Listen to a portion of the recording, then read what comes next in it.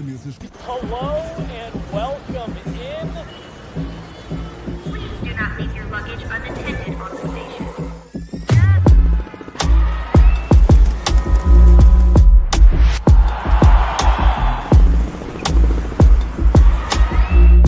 Welcome to the show. Welcome into Gorilla Sports Off Ice Friday show. Meghan Angley, back by popular demand. Chloe Theil and Jesse Montano is calling in on the road. He's been covering this entire road trip, and he is in sunny Florida today, so we're a little bit jealous. How are things going over there, Jesse? Back by unpopular demand, Jesse Montano in Florida. No, it's good. It's 75 degrees here, so you know that your boy is loving Your boy. it. Nice. Way to throw that in there. Of loving it. The Avs are 6-4-0 in their last 10 games. They just hit the game 20 mark. We did a check-in in the first 10 games. JJ was here. We broke it all down, what the Avs needed to do better, and it boiled down to two key things. They needed to be better in their own end, and they needed better goaltending. I won't bury the lead. They have gotten significantly better in both areas. Starting with last night's game, Washington Capitals, Avs win 2-1, and it is all, in my opinion, boiled down to a great Alexander Georgiev performance. Did you get to watch that one last night? Sort of. Nobody exposed me, but I do have to watch illegally Hey, sometimes. So You just I expose was able yourself. to watch. What? nobody No, I exposed didn't. me. Don't say that. But I watched a significant part of it, so that was good. Did you see any of the Gorgie saves? I They don't always saw make the highlight reel. few, just like saves off of a few breakaways, Yes, and that I feel like that was the most important part for me to see. So I agree with that assessment. Jesse, how were things looking from where you were at? There was a lot of that game that was boring. It was real true. slow.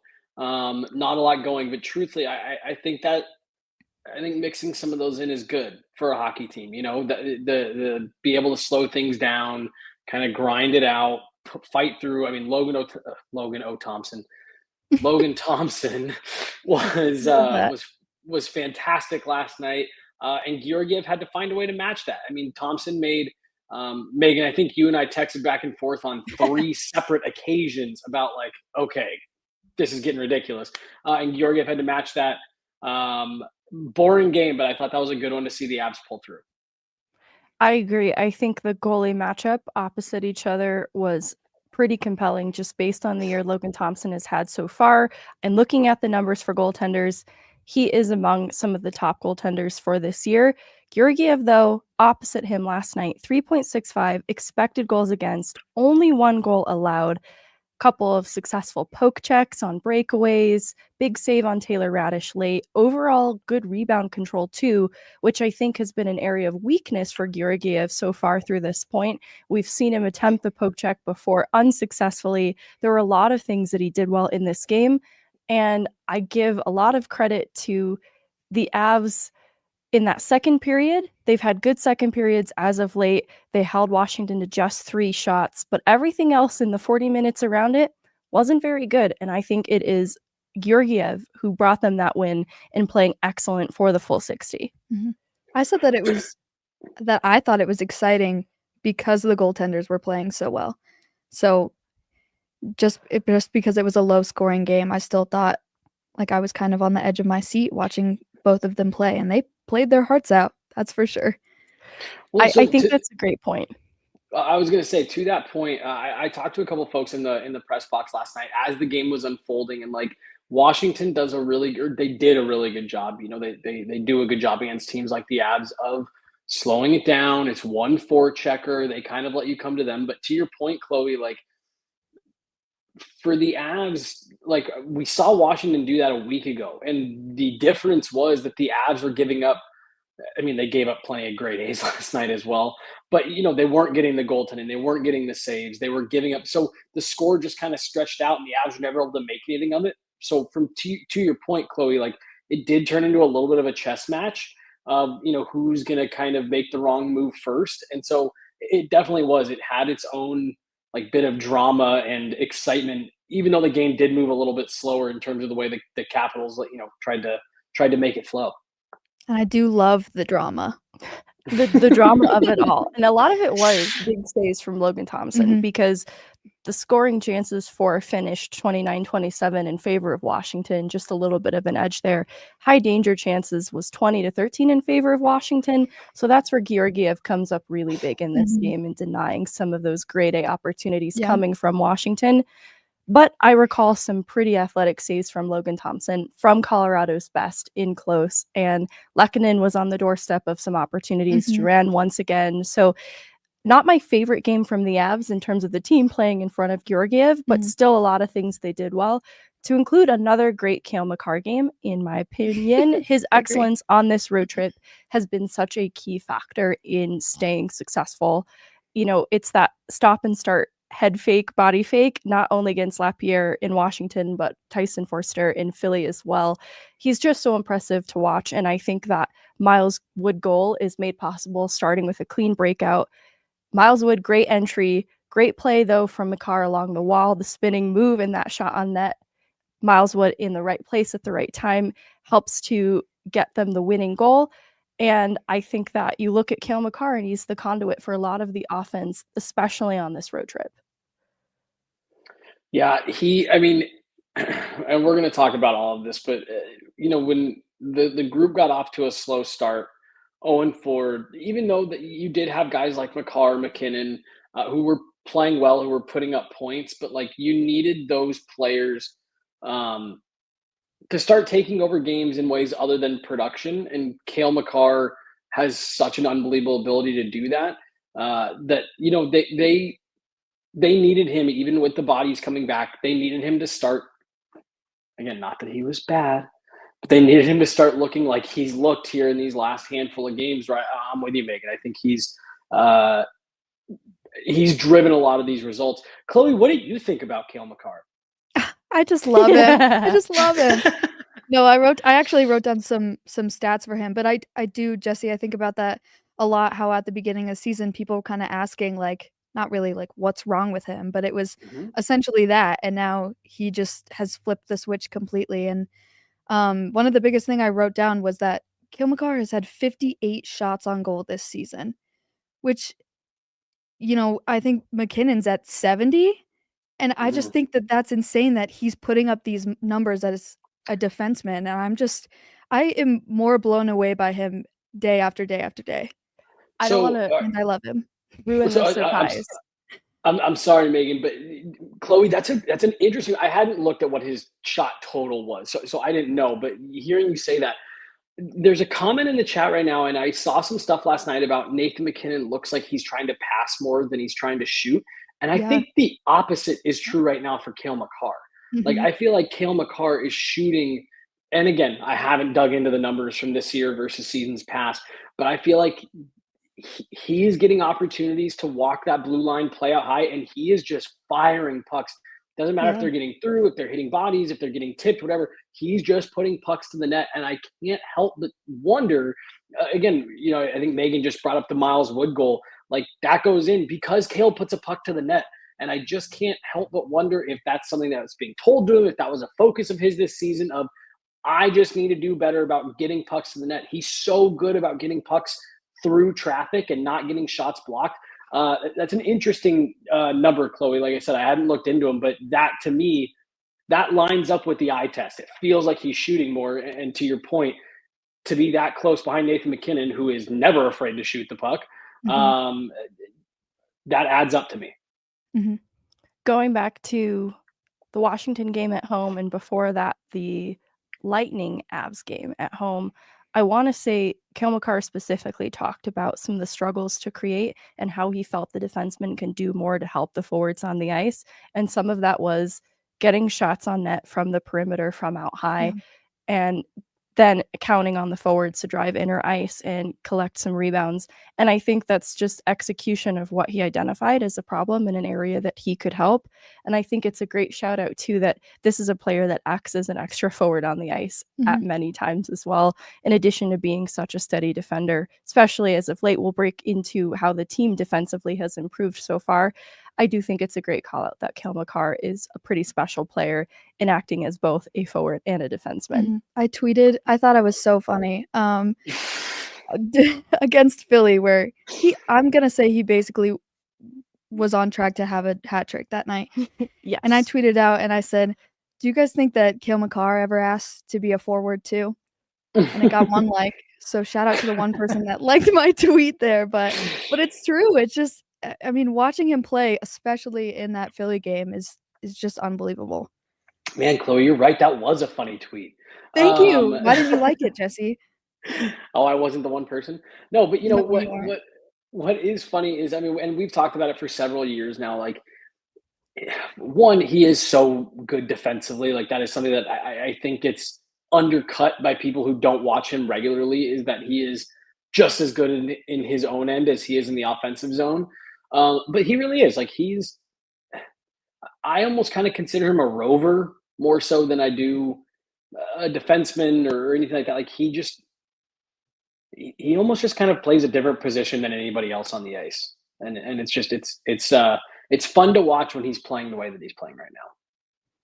I don't want to ruin the surprise. Is he your MVP of this 10-game segment? He is. Okay. He is. We're going to get into that in a second. We shouldn't be surprised by that. But we need to do some housekeeping. We have a mystery. I can't say to solve because I think it's going to take a little bit of time to crack this case wide open.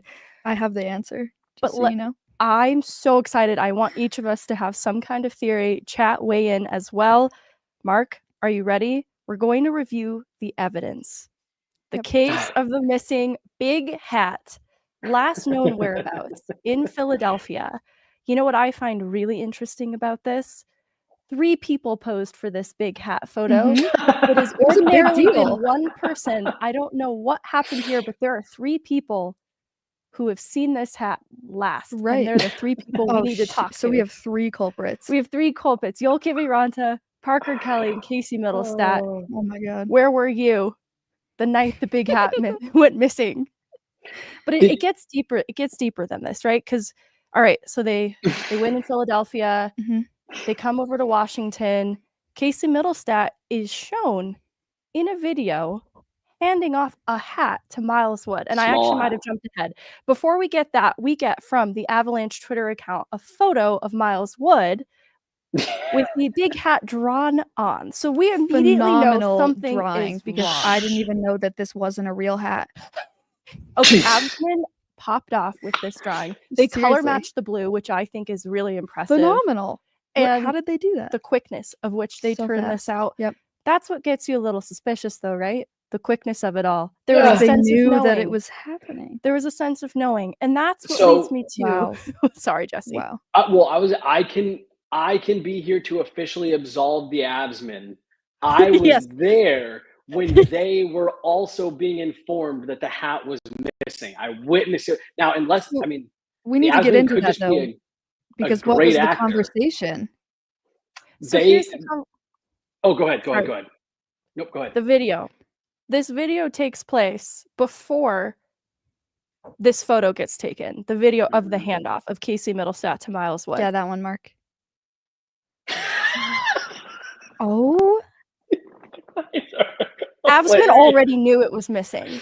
And I'm not saying they're responsible for it, but they knew at some point before this that it was missing because they had the second hat ready. Because this happens before media enters the room. and what is Cale doing in the trash can? Kale's Seriously. like, what's going on here? Cale is asking the questions.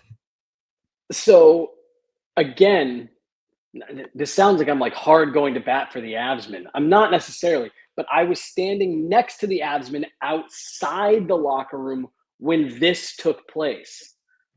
So, Hmm. I think it was Donnie. Oh, that's a great guess. I believe Donnie is the one who's responsible for the hat. I know people don't know who Donnie is, but This There's is a- really interesting. And yeah, there's a traveling hat box, right. There's a There's a- case for it. a giant box that is labeled hat. That's all it says, hat. Hat. We walked in, the Avsmen walked up to Miles Wood. Because now, all right, here's where it's going to go a step further. Call him Q. So I'm not trying to put everyone who works for the Avs on blast here. Q, who goes in and gets the video, who filmed that video that picture was taken from. Usually they go in, they come out, the Avsman asks who got the hat. That information is exchanged. I usually listen in so that we can go straight to the hat. We were told it was Miles Wood. We all walk in. The Avsman walked up. She's like, oh, can you put on the hat so I can get a picture? And he was like, I didn't get a hat. I didn't get the big hat. And then as I was walking over there, I heard a couple of players go, wait, did Casey not give Miles the big hat? And then Miles was like, oh, yeah, I don't know. I didn't get it. And then I talked to Miles for a couple of seconds. He was in a very big hurry, zipped up his bag and got out. So Just kidding. So here's what I think happened, okay? So my thoughts are that Miles did receive the big hat and is pretending like he didn't, okay? And as he received it, he said, I can't accept this, and I need to give this to the MVP of my heart, Ross Colton. Oh my God. Right? Oh my God. And he was like, I feel so bad for Ross. He hasn't been around. Maybe it would lift his spirits to give him the big hat. I thought you were clapping. I really guess like that that wasn't no. the case. because I That do was my think this pop is an socket inside shutting. job. I think it's an inside Right, job. right? I think what people don't know about most missing hat cases is that they're often taken by someone that they know, a friend or a So family true. member. And so millions of people suffer every year. here's where I'm going with this. And I saw it touched on in the chat. And when Jesse mentioned Donnie, the pieces started to come together. Okay. Do you know of somebody who's very close to the Avs organization who is known for being mischievous and playing pranks and may have just played their 1,001th NHL game? Somebody who's known for their hijinks and has a very good relationship with the Avs equipment manager, Donnie, so much so that he sent him to the Super Bowl one year. Wait, I didn't know that. That's crazy. Jesse, I know. I think your mic is off or you're stunned. You're No. stunned? Oh, can you hear me? Yeah. Yes. Okay. I think that's an interesting theory. Okay. I can also tell you that Gabe Landeskog was in Philadelphia with the team and was not with them yesterday in DC. I think that's a great theory, Megan. I think that's a great theory. And maybe it's not so sinister. Maybe the hat was taken, given to Gabe to return back to them at a later date, but just enough for it to be absent so that it's a little mischievous. I'm surprised how so many people paid attention to this. Like right when the hat was gone, everyone was tweeting like, where the hell did the hat go? I think it's a great call out. Megan, I think, and again, I don't know. No, knowing a couple other things that aren't related to the hat, I think you might be right. What? And I have this comment up on the screen here intentionally. I don't know. There might be a couple co-conspirators here, or Donnie just misplaced the hat, and it's just like just like on a truck somewhere. Donnie would never misplace the hat. I don't know. They got a lot of boxes that look like the hat box. It just seems unlikely.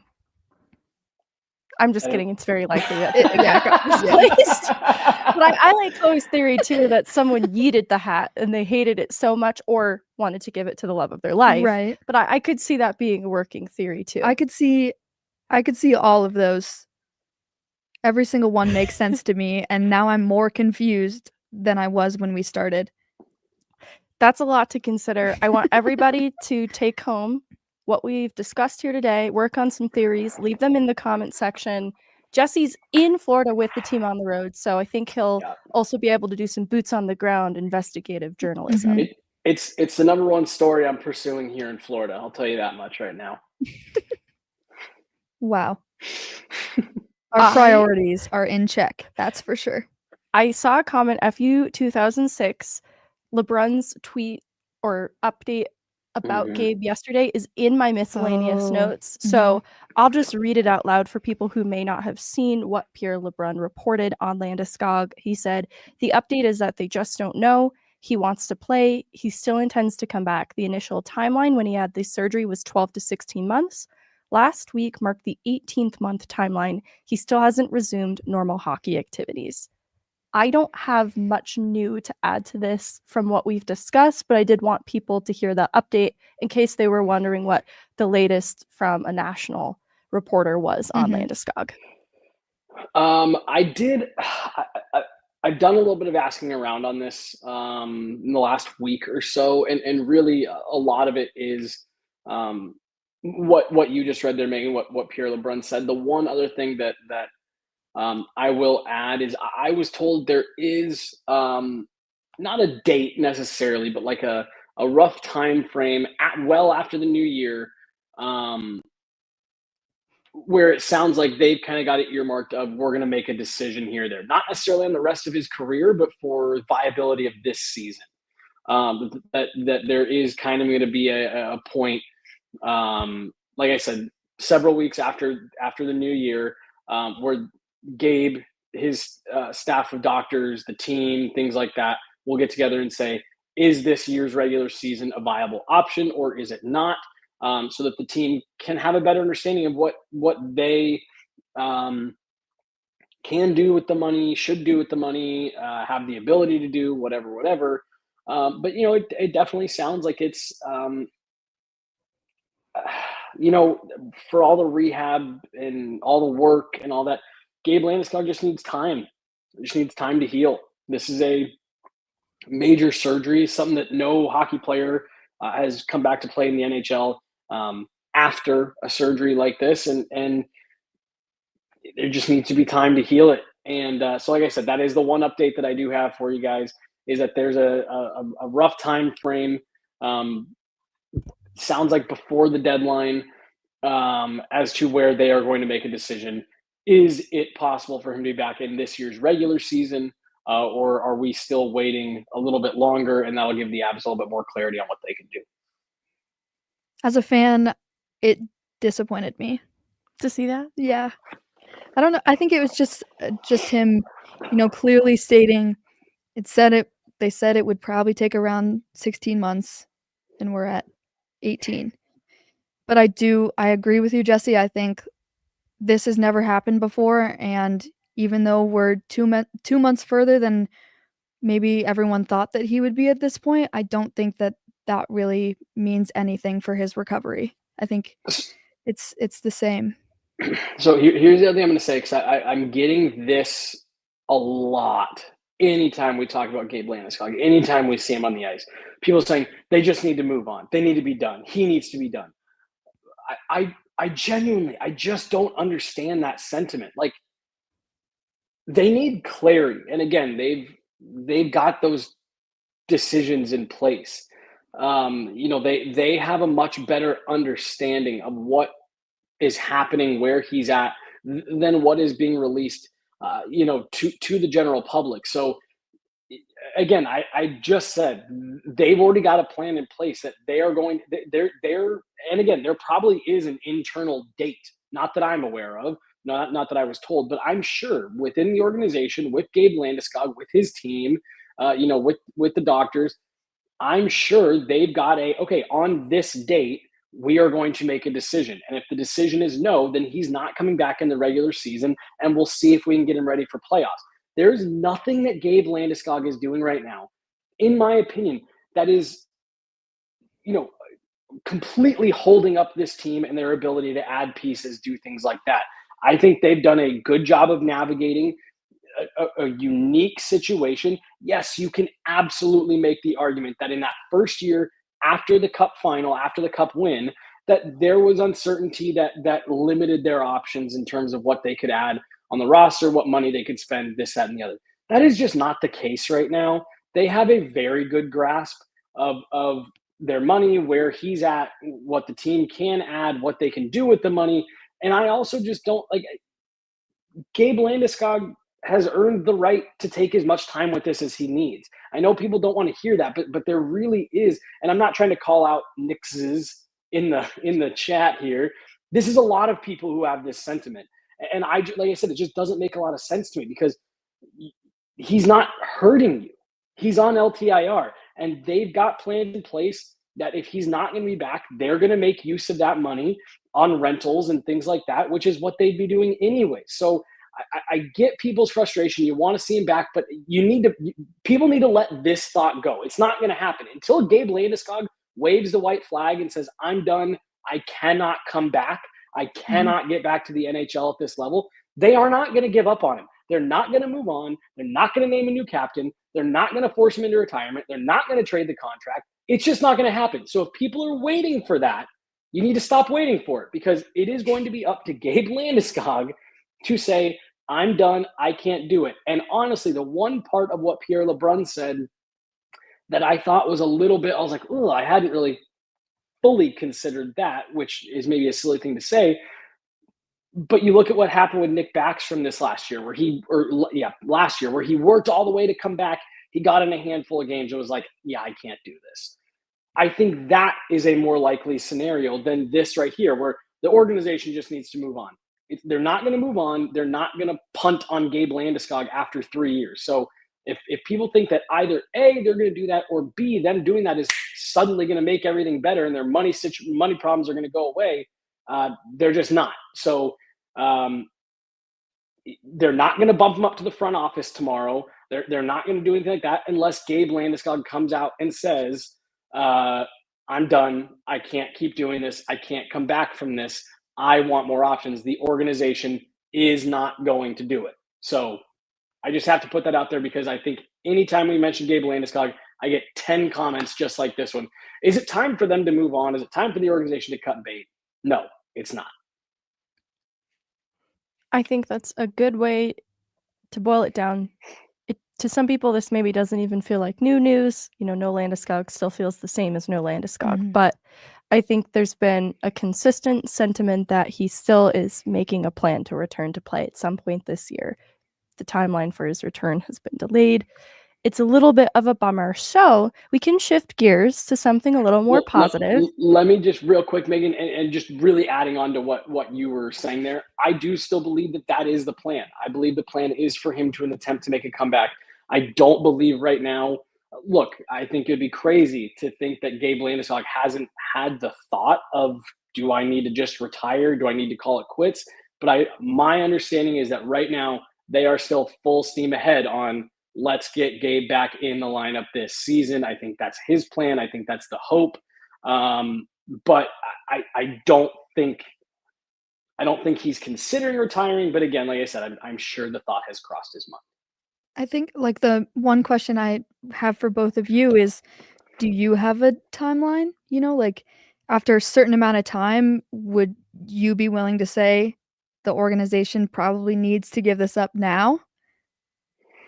Megan? I would, after the Four Nations, I think would be very concerning. It's right before deadline, and it's kind of like if you go into Four Nations and there isn't more of an update than what we have now, the similar sentiment of he's ramping up, return to play, he hasn't resumed practicing with the team, that kind of thing. If there's no change from now until they go to Four Nations, that's when I'll start to get concerned. And so coming out of it, I think they need to start making a final decision. And Chloe, are you talking about for this season or just like in general? In general, but likely this season. Yeah, no, I agree with Megan on that timeline for this season. But in general, I mean, again, from the organization standpoint, no, I don't really have a date. I'm sure there's a timeline here for Gabe Landeskog that, if we find ourselves a year down the road from right now and it's still just, I'm hoping to ramp it up, that's maybe where you start having that conversation about, is it time for Gabe to kind of wave the white flag and move on. But again, it's just so hard because we haven't ever seen any player in the NHL deal with this. God, 2020 completely ruined the word unprecedented for me. But it really is. So it's hard to say because again, for all we know, he could come back in 6 more months and it's like he never left. I just don't know.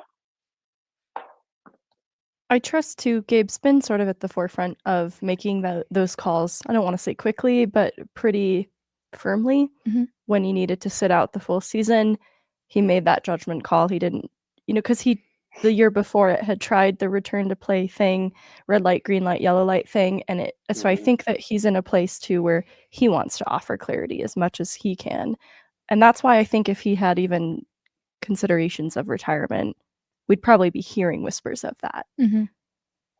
So to move to the positive parts, we still have to break down this 10-game segment for the Avs. We did it for the first 10 games. Now there's 10 more on top of it.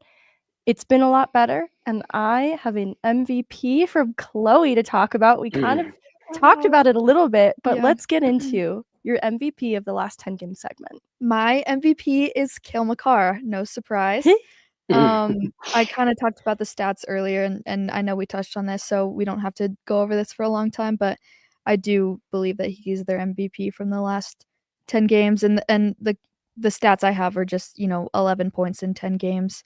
And I said includes basically a hat trick in Philly, and and I also put in the four of the last 5 games he's averaging 26 to 27 minutes on ice, which is incredible. And I just think right now, every time, even, in a power play, all I want them to do is pass it to Cale because I know he'll shoot the puck and most of the time it'll go through. So that's why I've selected him as my MVP. If you guys have some thoughts on that or have a different MVP.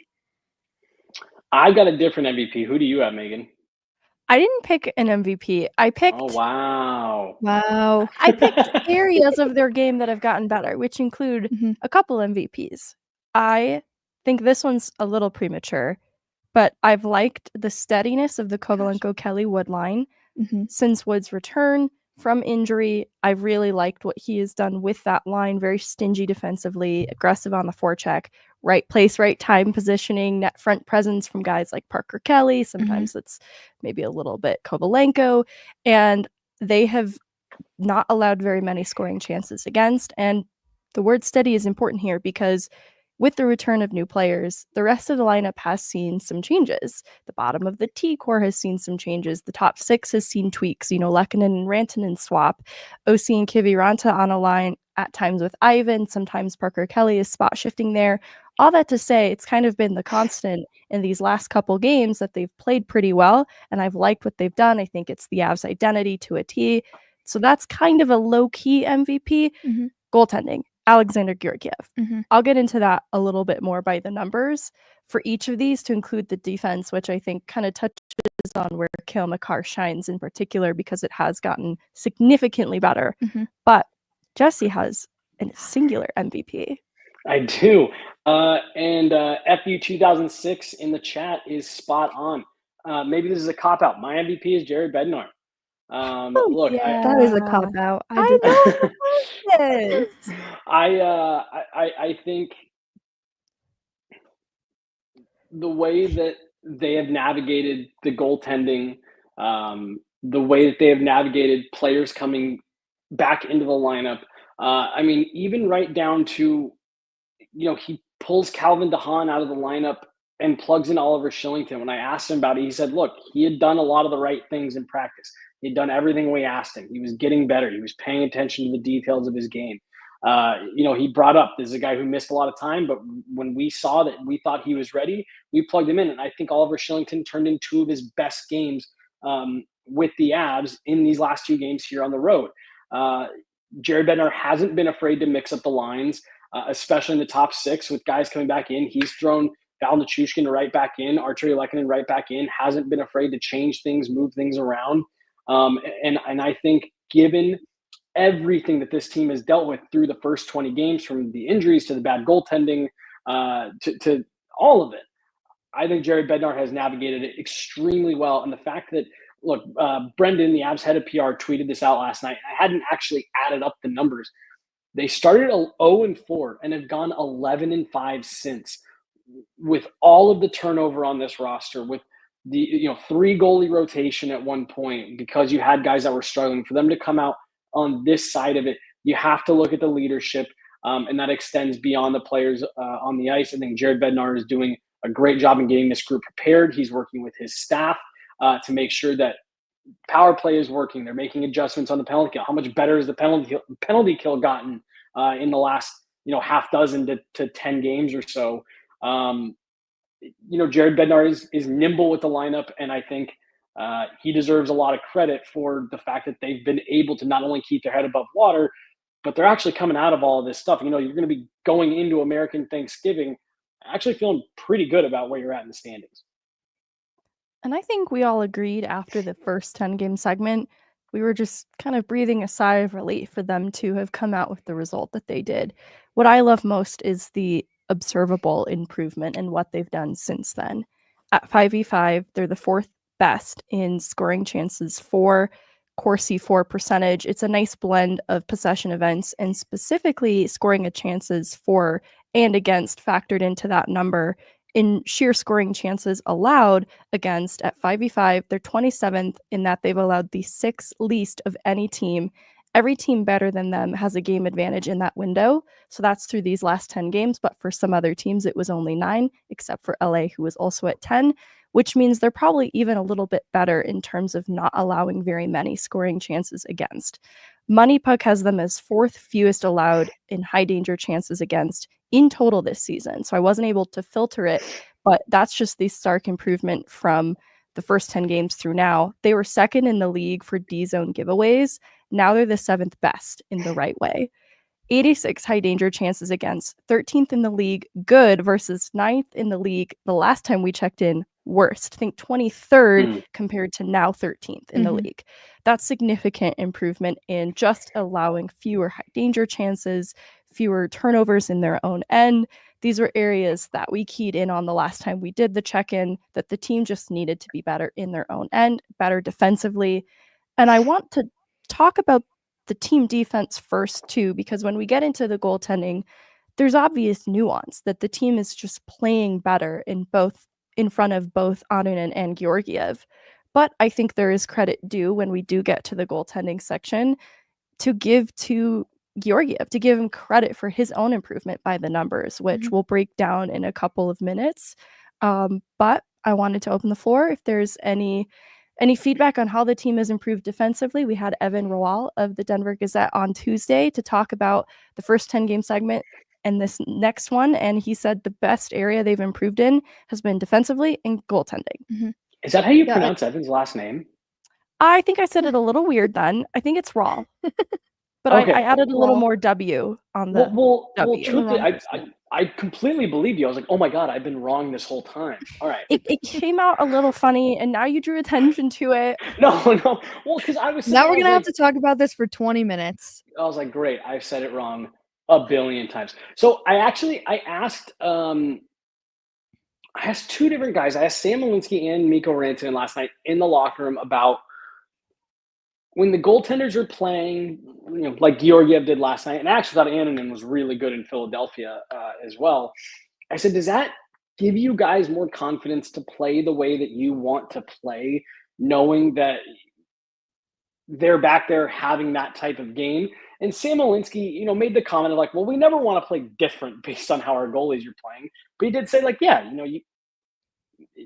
you have to admit that when they're playing well, you're getting saves, you feel more confident, more comfortable to jump up and trust your instincts and trust the system. And, I'm kind of paraphrasing, putting words in his mouth a little bit, but like when you have a goalie that's struggling, I feel like we can see this Avs group sometimes make uncharacteristic plays to like what they think would be help support or cover up a bad play. And it ends up just making things worse. So I do feel like there's a little bit of this that does go hand in hand.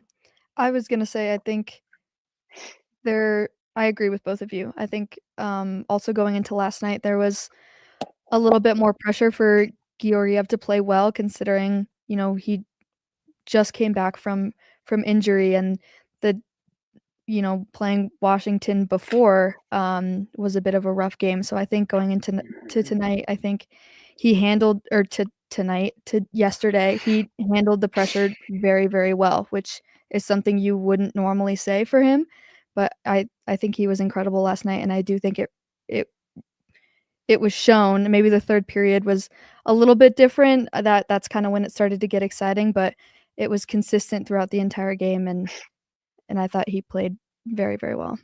I think it's a great call out how both of these things lend themselves to each other. Mhm. Like the team playing better in front of him, especially defensively, probably makes him feel more comfortable in net, and him feeling more comfortable in net probably makes them feel more comfortable to do Yep. what they need to in front of him.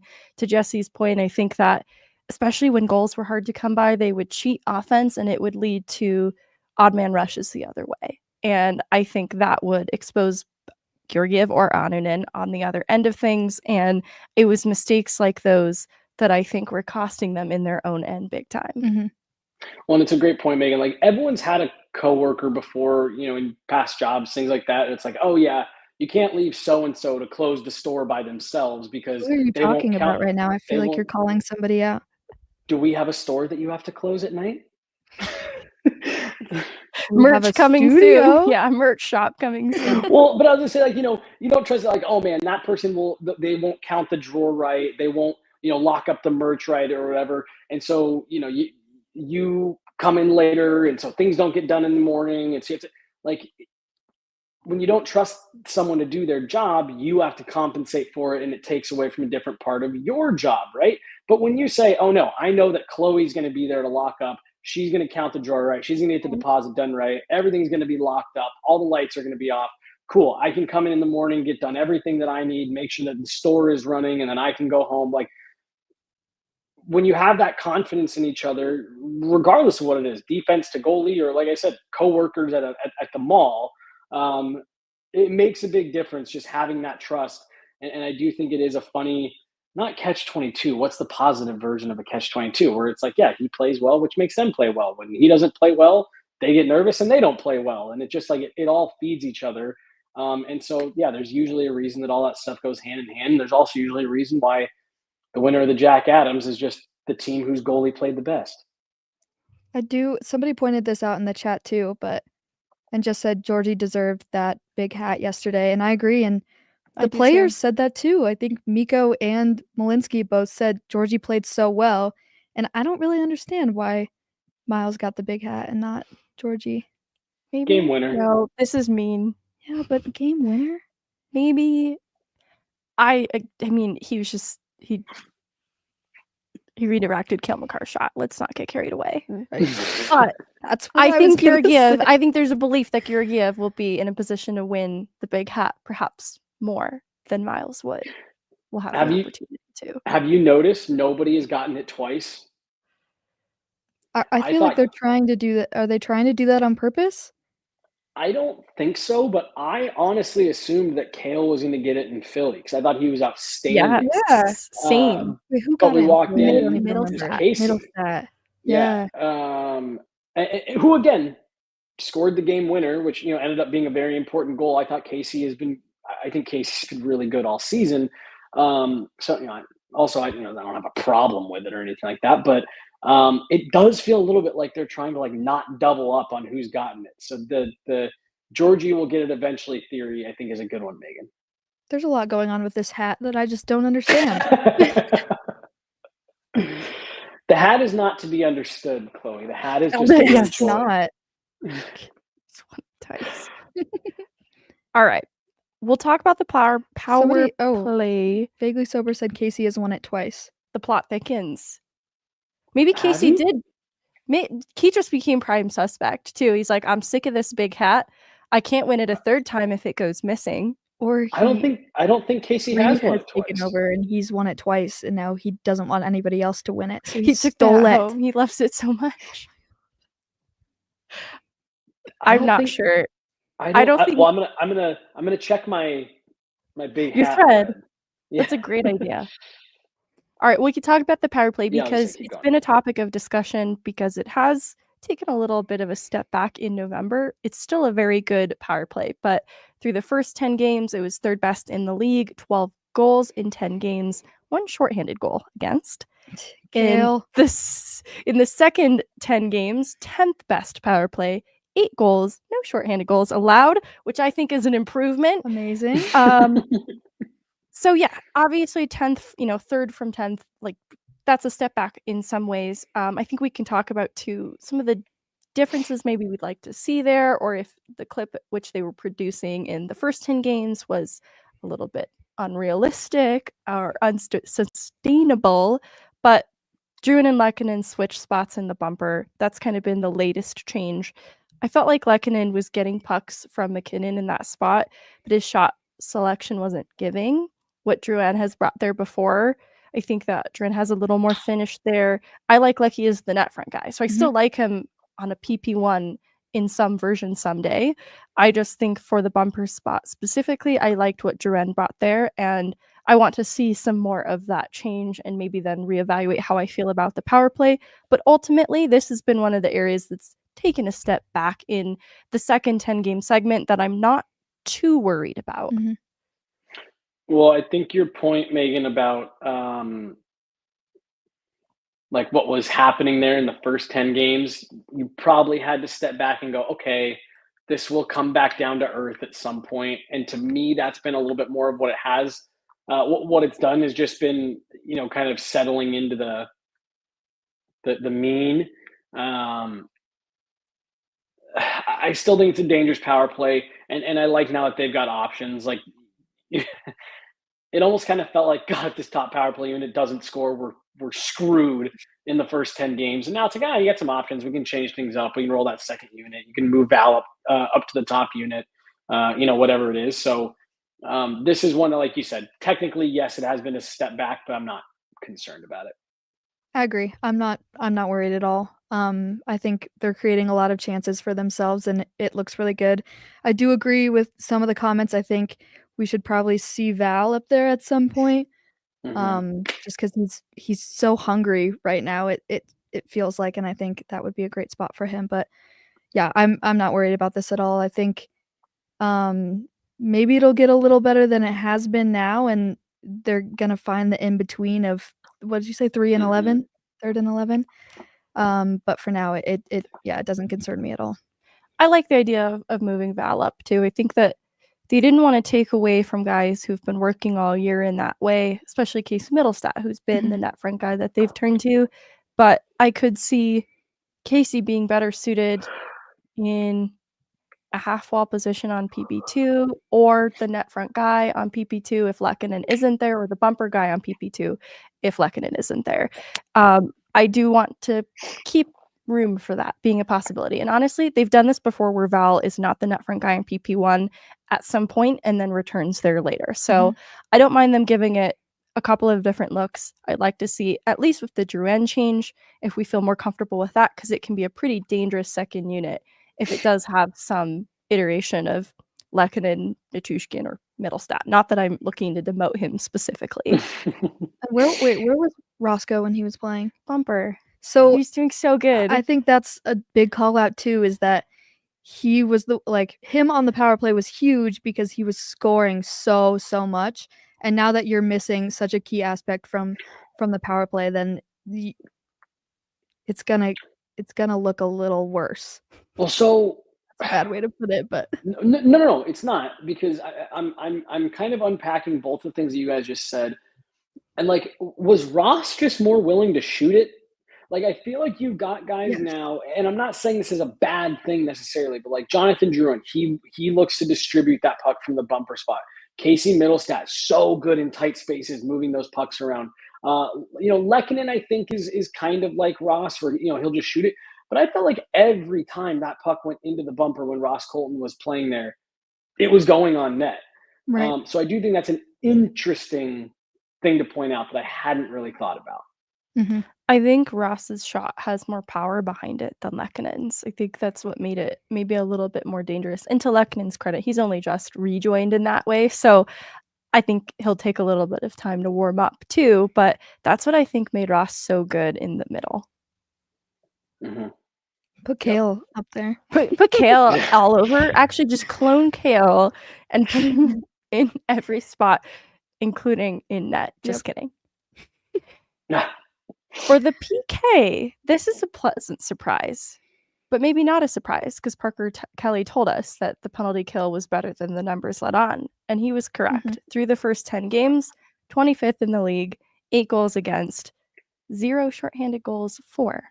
Next 10 games, 19th, a stark improvement, only 5 goals against and 1 shorthanded goal for. It is trending in the right direction. I know, it's trending in the right direction. There's observable improvement, and I think they just look more comfortable and they look like they understand how to execute. The PK too with Lekin in there has been made better. Taves, Makar as well, but Taves is actually one of the best defensemen on the PK. LOC has been great there as well. Lots of positives. Miles Wood in just a couple of games back picks up right where he's left off, a great defensive forward on the PK, and I really liked Parker Kelly there as well. Yeah, it's like you said, Parker Kelly told us that. Like the numbers say that we're doing good things. I'm not trying to dunk on him. Like, what's been the biggest difference between the first 10 games and the next 10 games? Goaltending. How often do we say your best penalty killer has to be your goaltender on most nights? Yes, you can have a good penalty killer. You can get out block shots, be aggressive on the perimeter, on loose pucks, things like that. But you need good goaltending, and I think that's one of the biggest keys is the penalty kill was doing good things and you weren't getting any saves. You're getting those saves now, and it's remarkable what a difference that can make. That's the perfect segue into our goaltending conversation.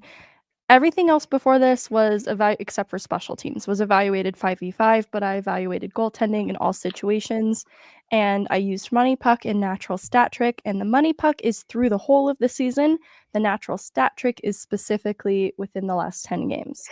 So Georgiev saves above expected on money puck, we saw at the last checkpoint was negative 6.2. Sorry, negative 7.24. It's now negative 6.2. Okay. That's on the whole. It moved in the right way. On natural stat trick through this 10-game segment, the goals saved above average is 2.33. So it is a positive number in this 10-game window. He is the 9th best high-danger goals save above average, and he's faced 11 rush attempts and 27 rebounds. His rebounds are on the higher end of some of other goaltenders, including Annunen, just proportionately, but he's making the saves. And the other thing is he only has 1 goal against in 5 games played, nearly 20 minutes of penalty kill time, with a .960 save percentage on the PK specifically compared to what was a .667 save percentage on the penalty kill previously. So in talking about goaltending, he is playing so much better when the team is shorthanded. He's just playing better, generally speaking. Annunen's numbers, especially given the Washington game, have taken a little bit of a step backward. And that's where I want to give context. 1, 10 games is, he had such a great view of things in the first 10 games. It's maybe not been the best in the next 10 games. I don't want to go too hard on Annunen because we gave Georgiev space to bounce back and get better. So I think that's still true of Annunen. But his goal save above expected was 0.68 and now is negative 2.1. His goal save above average in this 10-game segment is negative 4.05. So that just means some goals against that you maybe expected some saves for. And you can look at that Washington game specifically and see where a lot of that number comes from. 19th best in high danger goal save above average. He's faced 9 rush attempts, 9 rebounds. So a little bit less coming his way. I think that speaks to the team playing better defensively in front of both goaltenders, with Georgiev experiencing even more rush attempts there. 4 goals against on the penalty kill with a 0.556 save percentage on the kill compared to 850 when he was playing really great and the team wasn't playing great in front of him on the kill. He was coming up with saves. So I think, again, it's 10 games. I'm not going to overanalyze what these numbers mean, except to point out that Georgiev has made huge strides in his own game. And I think that this is a conversation we're going to have all year in terms of who is the F starting goaltender.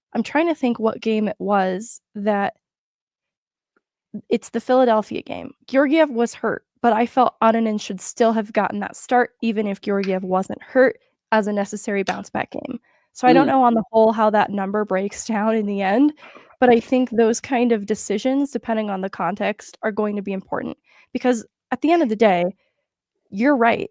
Onanen will have to find the rhythm with however many games he's given. And similarly, if Georgiev was healthy and he didn't get that start in Philly, I think Georgiev needs to prove that that's not going to disrupt his own rhythm, that he's just a stable goalie right now and he can get in the Washington game, no problem. Again, putting the injury aside for a second, that's kind of what I want to see from both goaltenders. I think they'll be challenged in a little bit of ways too, because every goaltender wants the starting net. And I think that they're going to have to attitudinally respond well to maybe not always getting it and playing well in spite of that. Yeah. No, I think you're spot on. I think you're spot on. That's just the situation these goalies are in, kind of like what Jared said a couple weeks ago to you, Megan, about when they had 3 goalies. It's like, yeah, we're in this predicament because of the play of the goalies. I think it's kind of the same thing. Somebody said we're a quarter through the regular season. I got an email from the NHL.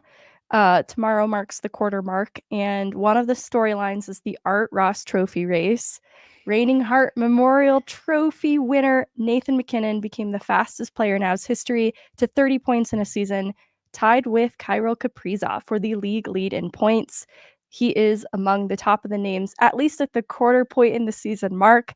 I don't think this really comes as a surprise to any of us, given the season that he had last year, but he's tracking for probably a career best pace from the pace perspective. He's on pace for career year in points. That's a really normal way to say it.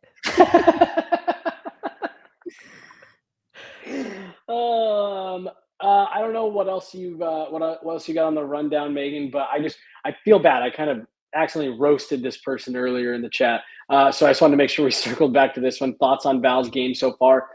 I think Val has looked good. He hasn't looked quite up to I think the expectation for Val. Every time I ask Jared Bednar about him, though, he's highly complimentary about how quickly he's been able to get back up to game speed. So I think if you're saying, hey, this guy didn't play in an NHL game for 6 months, so was able to jump right back in at game speed, makes you feel pretty comfortable that he's going to be able to get to where he needs to be. Do either of you guys feel any differently than myself or JB? No, I don't feel differently at all. I think it's the same with him, Druin and Wood. I think it's the same for all of them. They're kind of still moving their way back up. Not everybody can be lucky and come in and on their first game score a goal and then score a goal and then score a goal. So I think it'll take a little bit more time, but same thing with that, trending in the right direction. I think we've seen that with Val before too. He needs to shake off a little rust. And of the players returning, he has missed significant time in terms of just not playing in game action. So I think it's going to take a little bit for him to really get going. Yeah, I think to wind it down, I'm going to make us give some predictions for the rest of this road trip. They've obviously done really well so far, but Florida and Tampa ahead of them, 2 very good teams, 2nd and 3rd in the Atlantic respectively, both looking to climb back in the win column. So what do you think the Avs will do on the rest of this road trip? Chloe, go ahead. What does do mean? What do you mean what they will do? Will you they don't win? have to give a score prediction. You could do win, loss, Chloe, regulation loss, OT loss. I need you to predict final scores and goal scorers, please. Okay. Here's what I wrote down when Megan told me that we were gonna preview. I said this is gonna be tough. It's a good note. Period. Period. That's 2 thumbs up for me. Yeah. One of the things that I wrote down also that Jesse, I wanted you to touch on was the stat that Jesse always brings up that if you're not in that wild card position by Thanksgiving, then the odds of you making the playoffs are what percent? It's low. It's low. I don't remember what the exact number is off the top of my head, but it's low. So I think that these are 2 really big games if we're looking at that stat. And I don't really want to say what I think is going to happen because I don't want to be a Debbie Downer, but I am nervous to see what happens, and I think that they're for the wild card position, they're neck and neck with Edmonton and Vancouver. So I think the way that this plays out, kind of sets, in a way, somewhat sets their position going into the playoff spot. Well, and you're 2 points behind Dallas. You could really do yourself some favors with some wins this weekend. Not just what Chloe's referring to there with wanting to just feel comfortable going into the holiday break, but you could do yourself some good favors and start weaseling your way back into that conversation at the top of the division. I think they're going to split these last 2 games. I think these are 2 really good teams. They have really struggled with the Panthers in years past. Like you said, Megan, Florida's trying to get back into the win column themselves. So I'm not going to make a prediction for which one they win, which one they lose, but my prediction is they'll come home from this road trip at 3-1. Out of these 4 games, and I think you're more than happy with that. This is a gauntlet of a road trip here. Like the fact that you're off to a 2-2 start is really like you're already helping yourself out. Philly is kind of a nothing team. Washington, that's the second time I got to see them live in the last week. That's a really good team that I think is going to catch a lot of folks off guard. That's a really good, really disciplined team. Florida, obviously, we all know, defending Stanley Cup champs. And Tampa just kind of waxed the Avs a couple weeks ago. So that's kind of the game that I have earmarked as they're going to look to get a little bit of payback. But I think if you could take one win out of these, if you could take one win out of the state of Florida, you're going to feel really good. I think so too. Florida still has pretty good special teams like we saw in their Stanley Cup playoff run, and Sam Reinhart has been scoring goals like crazy in Tampa, still has Kucherov, and Vasi's playing pretty well to start the year in net for them. So I don't think either team is going to be easy, but they're measuring stick games, and I think the Avs have had some games that they look back on and would have probably wanted to play with some more pride. And I think these are the types of games that they're good character wins, and they say a lot about what this team is. And I think they're in a good place to now put up a fighting chance against some of these really good teams. Yeah. 100%. Wow. That's all I have for you guys today in breaking down the last 10 game segment. I really like where this team is at, especially compared to the first time that we did this. I do. Yeah, I no, I'm with have you. a question for Jesse. Hmm. What are your thoughts on Ovi now? Because I feel like last pod we kind of were. Chloe put a I was hex on him. Yeah, I put a hex on him, and then I don't know Yeah. what happened, but I'm sure you have some thoughts. It was the broken fibula spell. So he comes into Colorado, and the Caps just kind of run the Avs out of the building, and he does absolutely nothing. And that's what I said would happen. So. And then he goes and scores a hat trick the next night, and then he scores 2 goals the next night, and then he gets hurt right before I'm due to see him again. I was upset with you personally, Chloe. With me personally? Yeah. I saw him walking around the arena last night. He looked good, looked like he was in good spirits. They obviously came out, was it today or last night, with the official diagnosis. It's a huge bummer. 6 to 8 weeks. Honestly, hockey fans everywhere should be bummed by this. Like,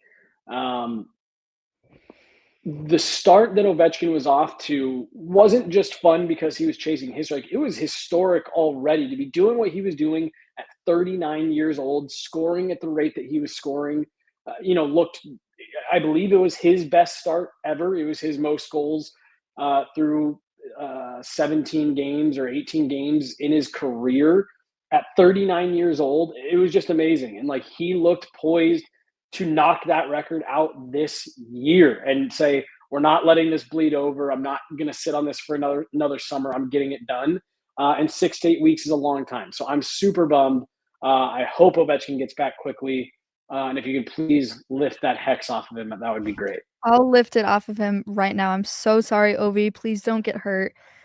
But do you think that 6 to 8 weeks, do you think that's gonna deter him from breaking the record? I mean, he's 27 away. That puts him back right around New Year's. So he's going to have January, February, March, and the first couple weeks of April. I mean, you got to be 7 or 8 goals a month, which is doable, but doable, especially based on what he was trending towards. But this is definitely going to make it tough. You're losing a month and a half, potentially 2 months of the season. That's going to make it really hard. Did you guys know the last time he was considered week to week was 2000? Was it 2009? Where he missed 6 games. Oh my god, I was like literally 0 years old. You'd just been born the week before. The week before in 2009. That's really Megan wasn't even born yet. Right? that he was injured shortly after Chloe was born. Yeah, that is interesting. All right. That's it. Yeah. All right, Thank you for lifting the hex. Thank you. Thank you. You're welcome. You're welcome. All right, you guys. That's all we have for our Off Ice show this Friday. I'm Meghan Angley, joined by Jesse Montano and Chloe Theil. We'll be back with some game coverage coming up here soon. I'll be going out of town, so you won't be seeing me for a little bit, but I'll be back. I'll take your Wah. place. Just kidding. All right, I will catch you guys on the next one. Thank you so much for tuning in.